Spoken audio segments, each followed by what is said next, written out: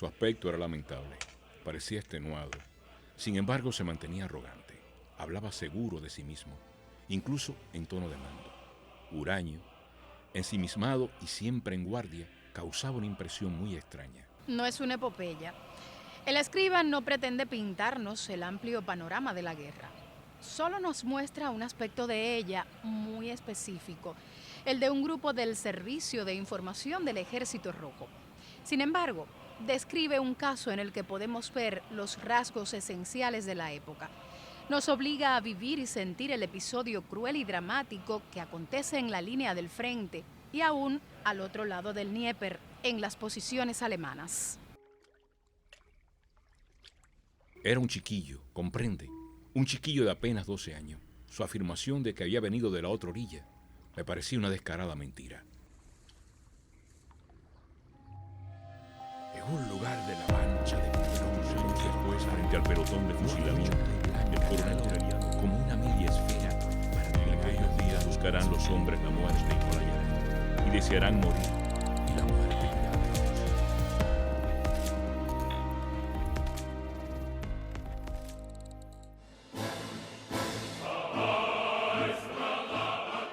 Imposible imaginar lo que ha sufrido. Solo piensa en una cosa: vengarse hasta lo último. Cuando cuenta cosas del campo de concentración o recuerda a sus padres y a su hermanita, le acometen terribles convulsiones de furor y rabia. Jamás pensé que una criatura pudiera odiar con tal fuerza. La guerra está ahí, en la otra orilla. La guerra y la muerte imponiendo su impronta, empeñadas en negar la belleza y fantasías de la infancia, la vida. Tal parece como si el hombre estuviera condenado a desaparecer, arrastrado por los torbellinos que engendra la tormenta bélica.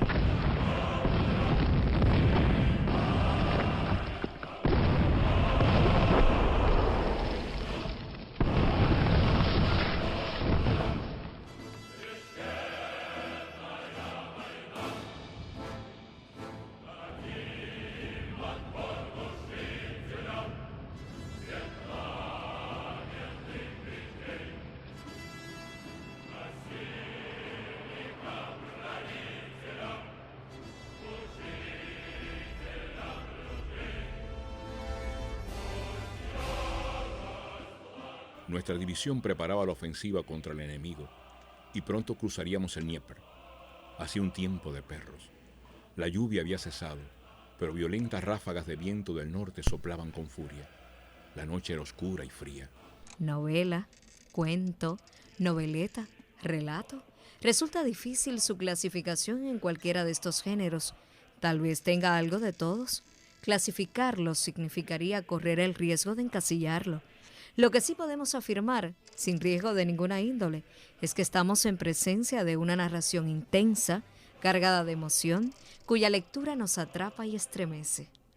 El destino del pequeño Iván parece negar toda la vieja liturgia infanto-juvenil de aventuras, incluso rompe con toda la tradición que sustenta el heroísmo de la novela bélica.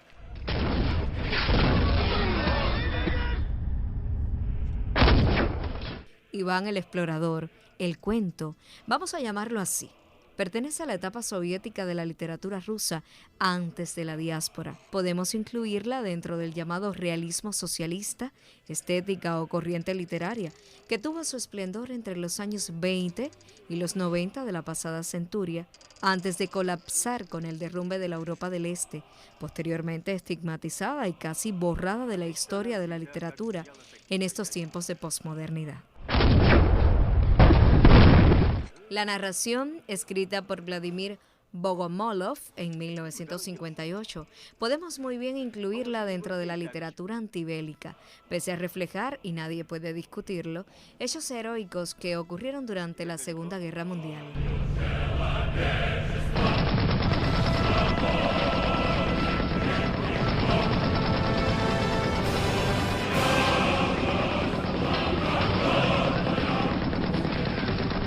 El escriba retoma el escenario bélico en el entonces territorio soviético. No elude el heroísmo, pero, y aquí difiere de la narrativa del realismo socialista que aborda esta temática, en que lo heroico no es el centro de la trama, hay implícita entonces una interrogante. ¿Por qué tanto horror y muerte? ¿Algo puede justificar que los niños, incluso los hombres, mueran?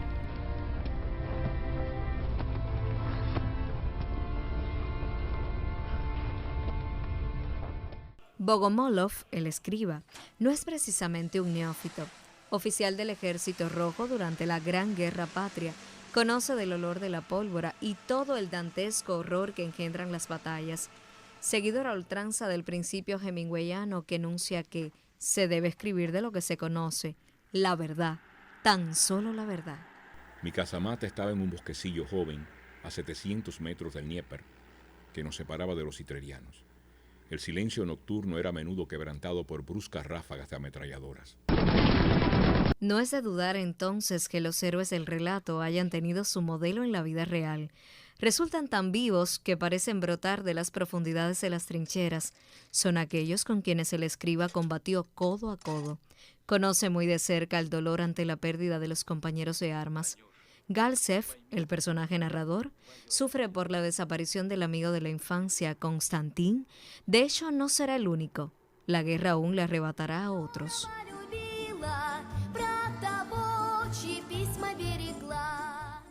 La narración arranca cuando el teniente mayor Galsev, jefe de un batallón soviético, es interrumpido en su sueño por la llegada de un impertinente chiquillo que dice llegar de la otra orilla de la línea del frente, desde las mismas posiciones alemanas. En su rostro de pómulos salientes llamaban la atención los ojos, grandes, verdosos, asombrosamente separados uno del otro. La expresión de recelo y hostilidad.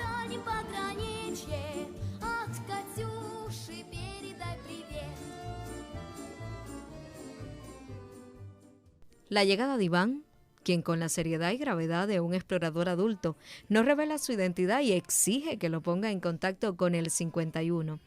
Hay mucho de esa terquedad infantil que logra al fin que el teniente mayor Galsev llame a la sección de información de la división. Ante su sorpresa descubre que el chico no ha mentido. Es realmente un explorador y muy valioso.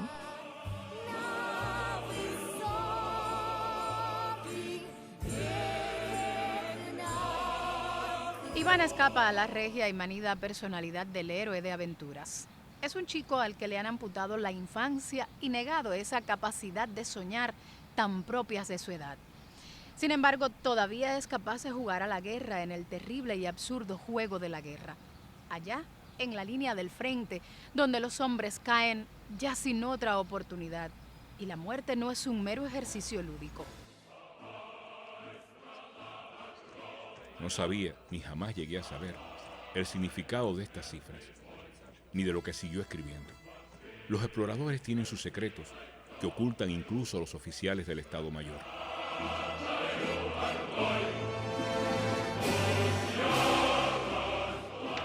El heroísmo y valor del pequeño explorador, que vuelve una y otra vez a la otra orilla, escapa a la vieja presunción y altanería con que se suele revestir a los viejos y no pocas veces fanfarrones héroes de los mitos y novelas. El valor proviene del odio al invasor, algo que va más allá de honores y glorias.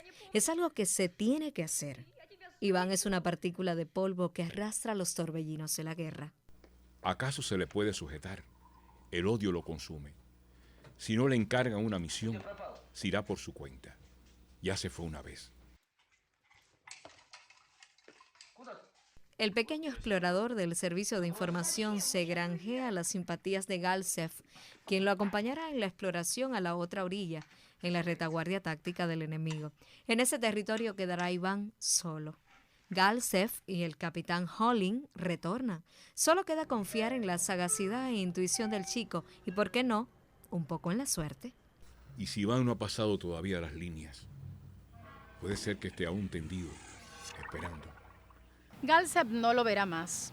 Es, no obstante, una preocupación constante acompañada de un poco de remordimiento por no haberle cedido el puñal que el chico le pidiera. Nosotros habíamos vuelto y estábamos calientes y libres de todo peligro. Pero él avanzaba ahora cautelosamente por entre las posiciones enemigas, a través de la nieve y las tinieblas, acechado a cada paso por la muerte.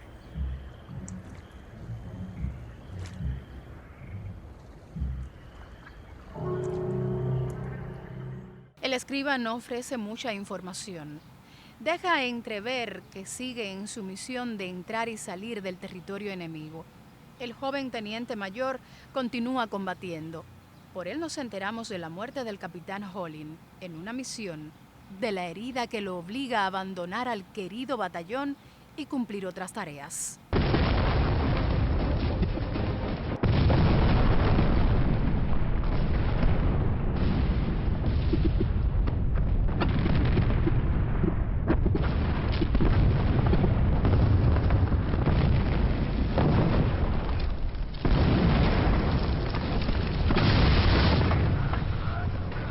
Un día llegan a Berlín. Los nazis han capitulado. Los horrores de la guerra parecen haber terminado, pero queda la memoria enterrada en los archivos, donde la muerte continúa sorprendiendo.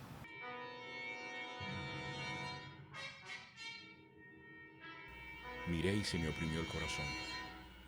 Desde la fotografía pegada a la ficha, me miraba Iván Buslov. Iván es un canto a la infancia, una defensa a ultranza del derecho de la niñez a crecer en un mundo de paz, donde la guerra no enseñe su torva faz. No es una divertida narración de aventuras a lo Huckleberry Finn, pero nadie puede arrebatarle el protagonismo de nuestro pequeño héroe dentro de la liturgia infanto-juvenil. Su destino, aunque trágico, sigue conmoviéndonos y provocando el rechazo a todo intento de llevarnos a una nueva conflagración mundial. Digamos definitivamente adiós a las armas, en nombre del niño que una vez fuimos.